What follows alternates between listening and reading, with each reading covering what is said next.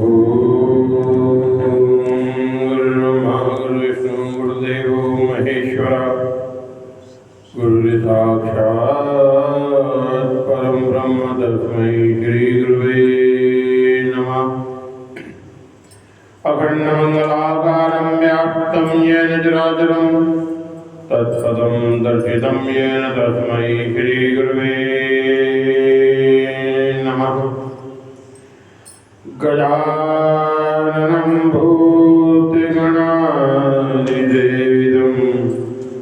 अभीष्टजम्बूफलचारुभक्षणम् उमासुतं शोकविनाशकारकं नमामि विघ्नेश्वरपादपङ्कजं नमामि विघ्नेश्वरपादपङ्कजम्।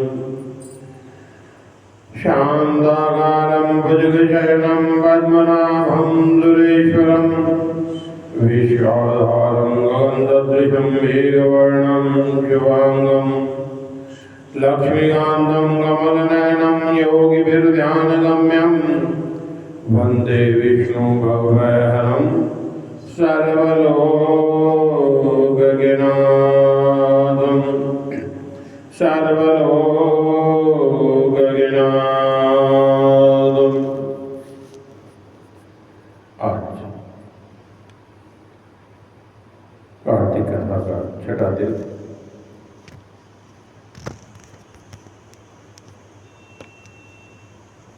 नारद जी पृथु नामक राजा से बोलने लगे कि जलंधर विधि पूर्वक बड़ी भक्ति से मेरा पूजन कर। फिर हंसकर बोला, हे नारद जी, आप किधर से आते हो, क्या देखा और किसके वास्ते यहाँ आए हो, सो हमसे हुक्म करो। नारद जी बोले, हे दैत्येंद्र, हम कैलाश को गए थे, वहाँ पर पार्वती श्री शंकर को देखा। कैलाश सैकड़ों कल्पवृक्ष और कामनाओं से व्याप्त, मणियों से प्रकाशित, अयुत योजन 40,000 कोस विस्तीर्ण है। उसे देख करके मेरे मन में बड़ा वितर्क हुआ कि 3 लोग कहीं भी ऐसा रिद्धि होगी या नहीं। तब तक तुम्हारी समृद्धि की याद आ गई, सो देखने के वास्ते हम तुम्हारे यहाँ आए। तुम्हारी समृद्धि तो देखी, परंतु स्त्री रत्न नहीं देखी।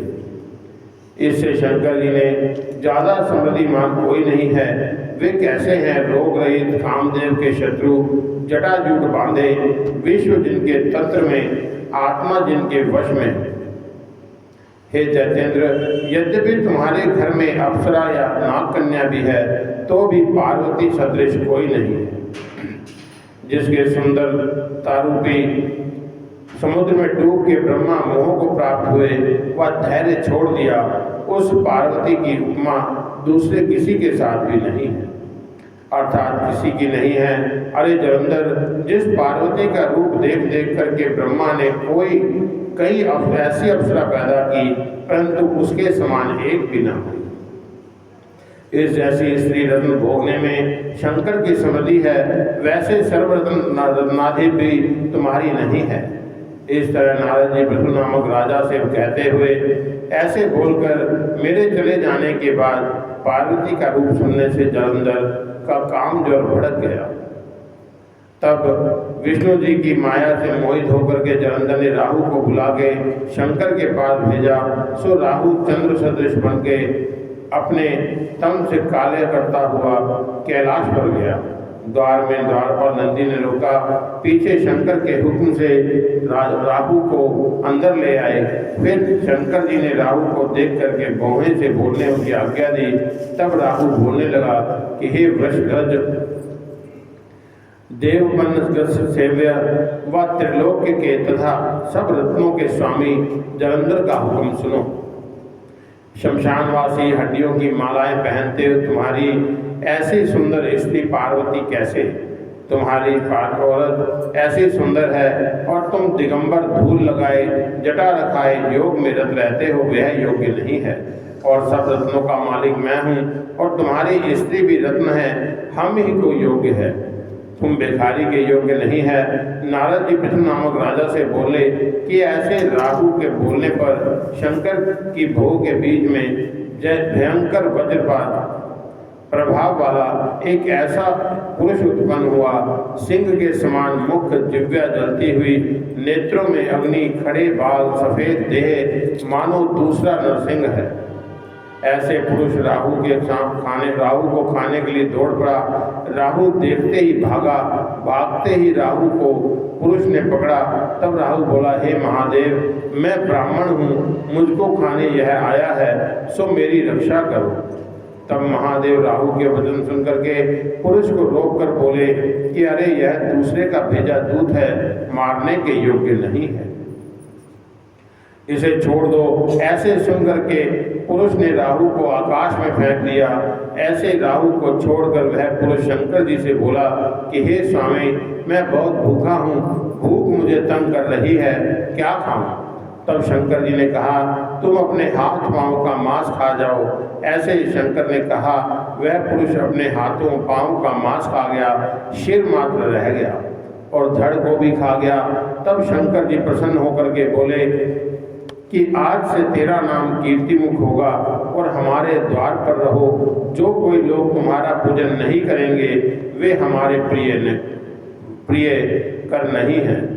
ऐसे नारद पृथु नामक राजा से बोले। उस दिन से शंकर जी के दरवाजे में कीर्तिमुख जी रहते हैं। जो कोई पहले कीर्तिमुख की पूजा नहीं करते और शंकर जी की करते हैं, उन लोगों की पूजा मिथ्या हो जाती है। अब राहु बर्बर नामक राक्षसों की जगह में पड़ा, इसी से राहु का नाम बर्बर हुआ। तब तो राहु ने अपना दूसरा जन्म माना और शंकर चरित्र जलंधर से कहा कि ऐसे नारद जी पृथु नामक राजा से बोले कि जलंधर को राहु की दशा सुन करके बहुत गुस्सा आया और वह राक्षसों की कोटि साथ में लेकर के बहुत जल्दी निकल गया। निकलने के वक्त में एकाक्ष शुक्राचार्य आगे आए और अंग भंग राहु आगे आया और मुकुट जमीन में पड़ गया। ऐसे सब अपशगुन हुए। दैत्यों की फौजों से और देवों के विमानों से आकाश शोभित हुआ, जैसे वर्षा काल में मेघों से। जलंधर की ऐसी चढ़ाई देख करके इंद्र आदि देवताओं ने छिपकर सब समाचार शंकर को जताया। हे नाथ, हम देवताओं की विपत्ति आप कैसे नहीं जानते हो? हमारे रक्षा के लिए जलंधर को मारो। ऐसे नारद जी पृथु नामक राजा से बोले कि देवों के ऐसे ऐसे वचन सुनकर शंकर जी हंस करके महाविष्णु की सभा में जाकर बोले कि हे विष्णु, जलंधर को तुमने संग्राम में क्यों नहीं मारा और अपना बैकुंठ छोड़ करके उसके घर में क्यों गए? ऐसे वचन सुनकर भगवान बोले कि हे शंकर, वह तुम्हारे अंश से उत्पन्न है और लक्ष्मी का भाई है, इससे हमने नहीं मारा, तुम इसको मारो। तब ऐसे वचन सुनकर के शंकर जी बोले कि हे विष्णु, हे महातेजस्वी, इसे हथियारों से नहीं मर सकता। इससे हथियार बनाने के लिए सब देवों सहित अपना तेज देवो। ऐसे नारद जी पृथु नामक राजा से बोलते हैं कि इसके पीछे विष्णु आदि सब देवों के ने अपना तेज दे दिया और उन तेजों को इकट्ठा करके उस समय शंकर जी ने उस तेज से ज्वालामाली बहुत उत्तम सुदर्शन नामक चक्र बनाया और बाकी तेज से वज्र बना दिया कि तब तक कैलाश में जलंधर देख पड़ा। उसके हाथी, घोड़े, पैदल व रथ कोटि थे और शंकर जी भूत प्रेत पिशाचों को लिए तैयार खड़े थे। इंद्र आदि देव सहायक थे। देव जलंधर के मारे राज्य छोड़ करके संग्राम भूमि में उतरे। तब नंदी, भृंगी, कार्तिकेय स्वामी ने मुख्य शंकर जी के गण हुक्म पा करके बड़ा क्रोध करके कैलाश से उतरे। ऐसा देख करके सब देवी देवता भी युद्ध करने को जल्दी चले। उनके पीछे शंकर जी के गणों से और दैत्यों से महाघोर युद्ध हुआ, जिस युद्ध में ढोलों, शंखों के, मृदंगों के, रथों के, घोड़ों के, हाथियों के और वीरों के शब्द से पृथ्वी कांपने लगी। शक्ति, तोमर, बाण, मूसल, पट्टिश व फरसा इत्यादि हथियारों से आकाश भर गया।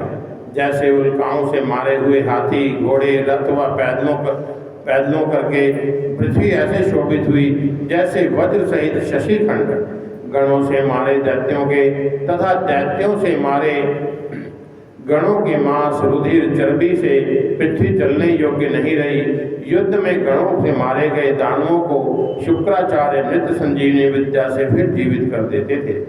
ऐसा देख करके सब भूतों के गण करे व शंकर जी से जाकर बोले कि अब इसके पीछे शंकर जी के मुख से महाभयंकर ताल जंघा कंदरा के तुल्य मुख स्तनों से वृक्षों को तोड़ती ऐसी कृत्या उत्पन्न हुई।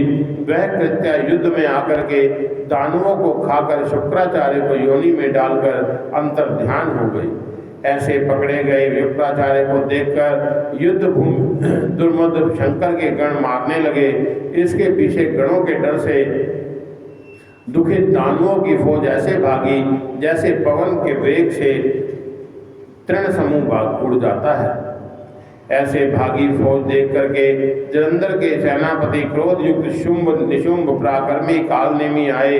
ये तीनों महाबली गणों को रोककर वर्षा काल में मेघों जैसी बाणों की वृष्टि करने लगे। तब तो उन दैत्यों के बाणों से सब दिशा आकाश रोक लिया जैसे टिड्डियों का समूह। तब गणों की फौज कांपने लगी। पहने बाणों से कटे गण रुधिर बहाते हुए मानो बसंत ऋतु के फूले पलाश में ऐसे छिन्न भिन्न गिरते पड़ते शंकर के गण संग्राम छोड़ करके भागे। तब भागी ऐसी अपनी फौज को देख करके नंदी गणेश कार्तिकेय स्वामी ने बहुत जल्दी कालनेमी को रोका। ऐसे नारद पृथु नामक राजा से बोलते हैं। तब तो गणेश आदि को देख करके दुर्मद शुंभ आदि जोड़ी जोड़ी से युद्ध करने को दौड़े। कालनेमी नंदी के, शुंभ गणेश के, निशुंभ कार्तिकेय स्वामी के प्रति दौड़ा। इतने में कालनेमी और शुंभ ये दोनों बाणों से गणेश जी को मारने लगे जैसे कोई भाले से हाथी को मारे। गणेश जी को पीड़ित देख करके बड़े बली वीरभद्र कोटि भूत के लिए बड़े वेग से दौड़े। उन वीरभद्र के पीछे कुष्मांड, भैरव, बैताल, योगिनी, पिशाच, डाकिनी व शाकिनी से ये सब दौड़ पड़े। तब किलकिलाहट, गुरगुराहट, सिंह गर्जना, डमरू शब्दों से पृथ्वी कांपने लगी। तब भूत व प्रेत नाचते कूदते दानवों को खाने लगे। अप्सराएं नाचने लगी। तब निशुंभ ने कार्तिकेय स्वामी के मोर को 5 बाण खींच करके छाती में मारे तो वह मूर्छित होकर के गिर पड़े। तब कार्तिकेय स्वामी जब तक अपनी शक्ति लेते तब तक निशुंभ ने बड़े वेग से अपनी शक्ति से मारा। तब तो नंदी ने कालनेमी के घोड़ों को 7 बाणों से मारा। एक बाण से सारथी को मार गिराया। कालनेमी ने नंदी का धनुष काट लिया। तब नंदी ने कालनेमी की छाती में त्रिशूल मारा। त्रिशूल से कटी छाती वाला मरे घोड़े वाला सारथी से रहित कालनेमी पहाड़ पर चढ़ करके नंदी को मारने लगा। ऐसे ही गणेश और निशुंभ परस्पर मारने लगे। नंदी तथा कार्तिकेय स्वामी बहुत जल्दी बाणों से दैत्यों को मारने लगे। गणेश ने एक बाण से शुंभ, 3 बाणों से सारथी को जमीन में मार गिराया।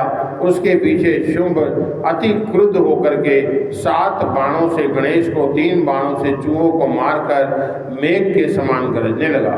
तब चूहा चिल्ला करके भागा तो गणेश जी भी गिर के पैदल हुए और कुल्हाड़े से शुंभ के हृदय में मारकर जमीन पर गिरा दिया। फिर चूहे पर सवार हुए। तब कटे कुटे गिरे पड़े मरे खाए दैत्यों से सेना मलिन दुखी व व्याकुल हो गई।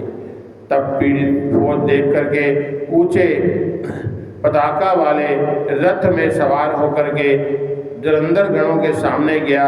उस समय दोनों फौजों में सिंह गर्जना तथा हाथी, घोड़े, रथ, शंख व नगाड़ों के शब्द हुए। तब जलंधर के बाणों से आकाश भर गया। जलंधर 5 बाणों से गणेश को, वैसे ही नंदीश्वर को और 20 बाण वीरभद्र को मार करके मेघ के समान गरजने लगा। तब कार्तिकेय स्वामी ने अपनी शक्ति से मारा। तब शक्ति से मारा जलंधर घूम के कुछ व्याकुल हुआ, परंतु बड़ा क्रोध करके गदा से कार्तिकेय को मार जमीन में गिरा दिया। वैसे ही कोप से नंदी को मार गिराया। तब गणेश जी ने क्रुद्ध होकर के कुठार से गदा काट गिराई और वीरभद्र ने 3 बाणों से छाती में जलंधर को मार, 7 बाणों से घोड़े, पताका, धनुष वह पताका धनुष इन्हें काट डाला। तब जलंधर ने भय करने वाली शक्ति से मार वीरभद्र को जमीन पर गिराया। गणेश जी को भी गिराकर दूसरे रथ में सवार हुआ। तब जलंधर वीरभद्र का परस्पर युद्ध होने लगा। तब वीरभद्र ने जलंधर के घोड़ों को गिरा करके धनुष काट दिया और परिघ लेकर के युद्ध करने लगा। तब दैत्य ने परिघ से मस्तक में वीरभद्र के मारा। वीरभद्र मुख से रक्त छोड़ते हुए जमीन पर गिरे वीरभद्र को देख करके महादेव के गण रणभूमि छोड़ करके चिल्लाते शंकर के पास आए और महादेव जी के गणों का ऐसा कोलाहल सुन करके बैल पर सवार होकर हंसते संग्राम में गए। रुद्र को आए देख करके गण सिंह नाद करके फिर लौटे, वह बाणों से दैत्यों को मारने लगे। तब दैत्य लोग भयंकर रुद्र को देख करके ऐसे भागे जैसे कार्तिक मास के व्रत करने वाले को देखकर पाप भाग जाते हैं। रण में भागते दैत्यों को देख करके बड़ा क्रोध करके हजारों बाण मारते महादेव के प्रति दौड़ा। उसके साथी शुंभ निशुंभ कालनेमी खंगरोमा व घस्मर आदि दैत्य भी दौड़े। रुद्र भी वज्र व त्रिशूल लेकर के दैत्यों के बीच प्रलय अग्नि और सूर्य जैसे शोभित हुए। तब शिवजी ने दैत्यों का वनाधकार काट करके अपने बाणों से आकाश भर दिया। दैत्यों को बाण रूप पवन से पीड़ित करके जमीन पर गिरा दिया और फरसे से खंगरोमा का सिर काट करके खटवाग से बलाहक के सिर के 2 टुकड़े कर दिए। घस्मर को पास से बांध जमीन में पटका। ऐसे ही कोई दैत्य नंदी द्वारा कोई बाणों से मारे गए। तब दानव लोग सिंह के डर से हस्ती के समान खड़े नहीं रह पाए। 3 बाणों से इंद्र को, 4 बाणों से नारों घोड़ों को, 1 बाण से सारथी को मारा। तब शंकर ने 7 बाणों से जलंधर को मार गिराया और बाणों से घोड़ों को मार गिराया। तब जलंधर ने मेघ के समान गर्ज करके समर में शंकर को बुलाया और उसकी हे जटाधर, इन लोगों के मारने में क्या है, मेरे साथ युद्ध करके दिखाओ और अपना बल बताओ। ऐसे बोल करके जलंधर ने 70 बाण चलाए। शंकर ने उन्हें काट गिराया और 7 बाण से जलंधर के घोड़े, रथ, सारथी व छत्र सब काट डाले। तब वह गदा लेकर के दौड़ा। शंकर ने गदा के 2 टुकड़े किए। तब मुक्का मारने के को दौड़ा। तब शंकर ने जलंधर को बाणों से कोस भर हटाया। तब दैत्य शंकर को बलाधिक मान करके गांधर्वी माया रचने लगा, जिसमें गंधर्व अप्सरा गाने नाचने लगे। लात, ताल, वेणु, मृदंग परस्पर बजते देख करके शिवजी मोहित हुए, हाथों में हथियार गिरे। ऐसे बेहोश रुद्र को जानकर जलंधर कामातुर हो गया और युद्ध में शुंभ निशुंभ को रख करके जहाँ पर गौरी थी वहाँ पर गया। 10 हाथ 5 मुख 3 नेत्र जटाधर बड़े बैल पे सवार वैसा दूसरा शिव बन गया। पार्वती रुद्र को आता देखकर सखियों के बीच से उनके आगे आई हुई पार्वती को देखते ही जलंधर का वीर छूट गया और आप जड़ हो गया। इसके पीछे दानव जानकर बहुत भय मानती, कांपती, श्वास लेती पार्वती भाग गई। तब जलंधर क्षण मात्र में ही बिजली की तरह पार्वती को ना देख युद्ध में फिर पीछे आया। जिधर शंकर थे तब पार्वती ने तन से विष्णु का स्मरण किया और विष्णु जी को पास ही देखा तो और बोली कि हे विष्णु, दुष्ट जलंधर ने अति कौतुक किया, क्या तुमको मालूम नहीं? तब भगवान बोलने लगे कि जलंधर ने जो रास्ता दिखाया उसी से हम भी जाएंगे तो तरेगा। कारण जैसे वह तुम्हारे पास आया है ऐसे ही हम भी उसके घर जाएंगे, क्योंकि स्त्री के पतिव्रत से वह रक्षित है। ऐसे बोल करके विष्णु जी जलंधर के गांव को गए। वह वृंदा का पतिव्रत धर्म छुड़ाने में बुद्धि करने लगे। इतने में शिवजी ने भी जलंधर की माया से छूट करके विस्मत होकर के क्रोध धरकर युद्ध करने को आए और जलंधर ने आए शंकर को देख करके बाणों से आच्छादित किया। बोलिए नारायण भगवान की जय। श्री कृष्ण गोविंद हरे मुरारी, हे नाथ नारायण वासुदेव।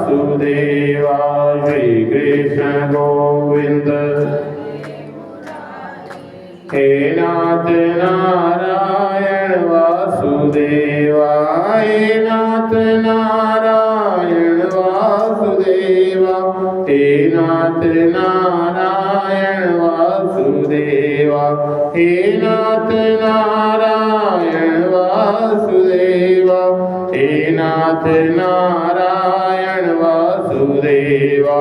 श्री कृष्ण गोविंद हरे मुरारी, हे नाथ नारायण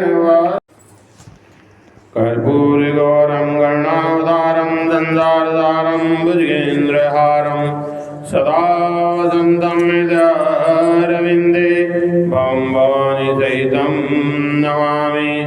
बोली वृंदावन बिहारी लाल की जय, तुलसा महारानी की जय। तुलसा महारानी नमो नमो, तुलसा महारानी नमो नमो, ठाकुर मन भाणी नमो नमो, ठाकुर मन भाणी। ब्रह्मा दिए जाइए नमो नमो, ब्रह्मा दिए तेरा हर यश गाइए नमो नमो, तेरा हर यश, तेरा हर अविनाशी नमो नमो, तेरा हर अविनाशी नमो नमो। काटो जम्मा वाली फांसी नमो नमो, काटो जम्मा वाली फांसी नमो नमो। जाओ रंबा करो तैयारी, तुलसा महारानी दी करो तैयार। जाओ रंबा करो तैयारी, तुलसा महारानी दी करो तैयारी। नमो नमो तुलसा महाकुर मन भाणी नमो नमो। ब्रह्मा दिए तेरा हर यश गाइए, तेरा हर अविनाशी नमो नमो। काटो जम्मा वाली फांसी नमो, काटो जम्मा वाली फांसी नमो नमो। या मेरी तुलसा होई अंगूरी, या मेरी तुलसा होई अंगूरी। ठाकुर जी दी मनसा पूरी, ठाकुर जी दी मनसा पूरी। नमो नमो तुलसा महारानी नमो नमो, ठाकुर मन भाणी नमो नमो। ब्रह्मा दिए जाइए नमो नमो, तेरा हर यश गाइए नमो नमो, तेरा हर अविनाशी। काटो जम्मा वाली फांसी नमो नमो। या मेरी दुल्हन ने जोड़ियां लंगरा, या मेरी दुल्हन ने ठाकुर जी नो होइया खबरा, ठाकुर जी नो होइया खबरा। नमो नमो तुलसा महारानी नमो नमो, ठाकुर मन भाणी नमो नमो। ब्रह्मा दिए जाइए नमो, तेरा हर यश गाइए नमो नमो, तेरा हर अविनाशी। काटो जम्मा वाली फांसी नमो नमो। या मेरी दुल्हन होई सुभद्री, या मेरी दुल्हन सेवा कर दे ब्राह्मण खतरी, सेवा कर दे ब्राह्मण खतरी। नमो नमो तुलसा महारानी, ठाकुर मन भाणी नमो नमो। ब्रह्मा दिए जाइए नमो नमो, तेरा हर यश गाइए, तेरा हर अविनाशी नमो नमो। काटो जम्मा वाली फांसी नमो नमो। या मेरी दुल्हन दी होई गुड़ माई, या मेरी दुल्हन दी होई गुड़ माई। ठाकुर जी नो दे बधाई, ठाकुर जी नो दे बधाई। नमो नमो तुलसा ठाकुर मन वाणी नमो नमो। ब्रह्मा दिए जाइए, तेरा हर यश गाइए नमो नमो, तेरा हर अविनाशी नमो नमो। काटो जमाली बाजी नमो नमो। सूतर गतिये दाज बनाइए, सूतर गतिये दाज बनाई, तुझा महारानी दा दाज बनाइए, ठाकुर जी दा कंबल बनाइए, नमो नमो तुलसा महारानी नमो नमो। ठाकुर मन वाणी नमो नमो। ब्रह्मा दिए जाइए नमो नमो। तेरा हर यश गाइए नमो नमो। तेरा हर अविनाशी नमो नमो। काटो जमा वाली बाजी नमो नमो। पीतल गड़िए तामा गड़िए, पीतल गड़िए तामा गड़िए, तुलसा महारानी दे बर्तन गड़िए, ठाकुर जी दा गड़वा गड़िए, नमो नमो तुलसा महारानी। ठाकुर मन वाणी नमो नमो। ब्रह्मा दिए जाइए नमो नमो। तेरा हर यश गाइए नमो नमो। तेरा हर अविनाशी, काटो जमा वाली बाजी नमो नमो। सोना गड़िए रूपा गड़िए, तुझा महारानी दे देवर गड़िए, ठाकुर जी दा कंठा गड़िए, नमो नमो तुलसा महारानी नमो नमो। ठाकुर मन वाणी नमो नमो। ब्रह्मा दिए तेरा हर यश गाइए नमो नमो। तेरा हर अविनाशी, काटो जमा वाली बाजी नमो नमो। या मेरी दुल्हा बैठी खारे, या मेरी दुल्हा बैठी खारे, खोल गलोते ठाकुर प्यारे, ढोल गलोते ने ठाकुर प्यारे, नमो नमो तुलसा ठाकुर मन वाणी नमो नमो। ब्रह्मा दिए जाइए नमो नमो। तेरा हर यश गाइए नमो नमो। तेरा हर अविनाशी नमो नमो। काटो जमा वाली बाजी, या मेरी दुल्हा ने लैया लावा, या मेरी दुल्हा ने लैया लावा, खोल खलोती मैं हर यश गावा, खोल खलोती मैं हर यश गावा, नमो नमो तुलसा महारानी नमो नमो। ठाकुर मन वाणी नमो नमो। ब्रह्मा दिए जाइए तेरा हर यश गाइए नमो नमो। तेरा हर अविनाशी नमो नमो। काटो यमा वाली बांसी नमो नमो। या मेरी दुल्हा जड़ी जुबारे, या मेरी दुल्हा जड़ी जुबारे, सोना ते रूपा मेरी दुल्हा तुम्हारे, सोना ते रूपा मेरी दुल्हा तुम्हारे, नमो नमो दुल्हा महारानी नमो नमो। ठाकुर मन वाणी नमो नमो। ब्रह्मा दिए जाइए नमो नमो। तेरा हर यश गाइए नमो नमो। तेरा हर अविनाशी नमो नमो। काटो जमा वाली बांसी नमो नमो। धूप दीप दी दे ओ अर्जी, धूप दीप दी फुल्ला दिवर जा होई महारानी, फुल्ला दिवर जा होई महारानी, नमो नमो तुलसा महारानी।